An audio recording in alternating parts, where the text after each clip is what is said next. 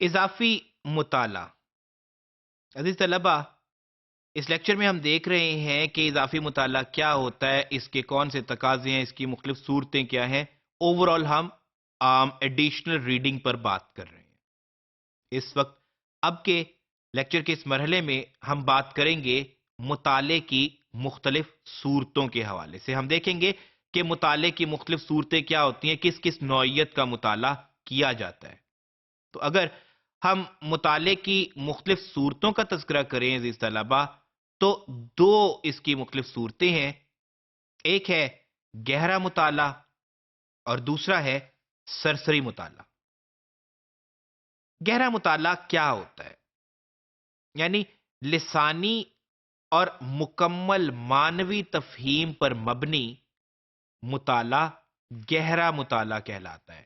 لسانی اور مکمل معنوی تفہیم پر، یعنی زبان کے حوالے سے بھی آپ کو سمجھ آ جائے کہ اس میں زبان کے کون سے اصول و ضوابط تھے، اسلوب کا حسن کیا تھا، کس نوعیت کی تشبیہات و استعارات تھے، اور معنوی اعتبار سے بھی آپ مکمل طور پر سمجھ جائیں جو کچھ آپ نے پڑھا ہے۔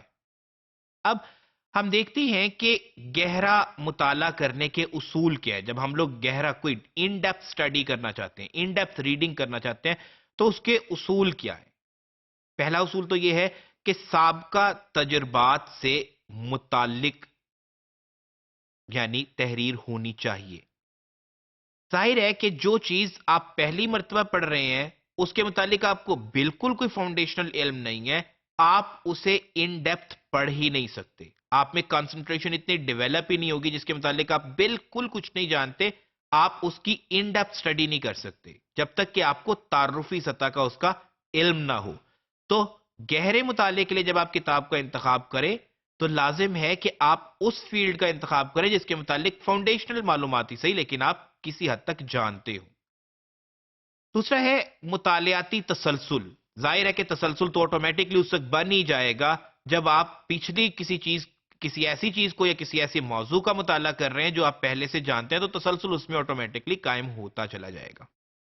پھر لغت کا استعمال۔ آپ کو عادت ہو کہ آپ ڈکشنری سے تنگ نہ آتے ہو، ڈکشنری سے ہیلپ لینا آپ کو اچھا عمل لگتا ہو، ضروری ہے کہ آپ ڈکشنری سے ہیلپ لیں، ادروائز آپ مکمل طور پہ لسانی تفہیم نہیں کر سکیں گے گہرے مطالعے کے درمیان۔ اور پھر ہے نوٹ بنانے کا ایک جو رجحان ہوتا ہے، اہم نکات کو نوٹ کر لینا۔ ہمارے ہاں بہت سارے لوگ ایسا نہیں کرتے، ہم اپنی یادداشت پہ ضرورت سے زیادہ یقین کرتے ہیں، لیکن اچھی بات ہوتی ہے کہ گہرے مطالعے میں ہم نوٹ بنا لیں تاکہ فیوچر میں اگر ہمیں ضرورت پڑے تو ہم اس سے فوری طور پہ استفادہ کر سکیں۔ مطالعے کی دوسری صورت عزیز طلبہ ہم نے کہا تھا سرسری مطالعہ۔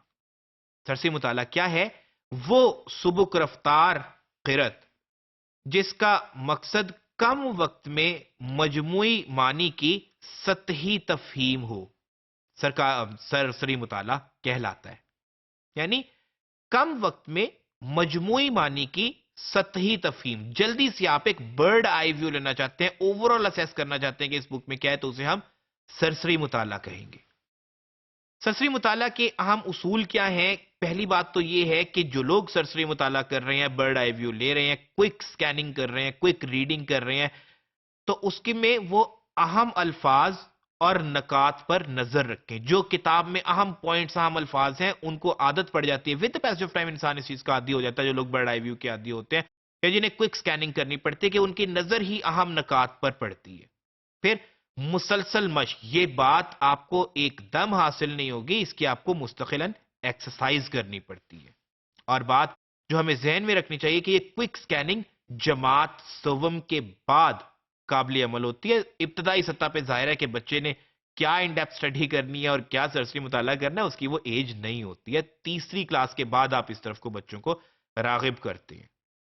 اور پھر اگلی بات ہے خاموش مطالعے کی عادت۔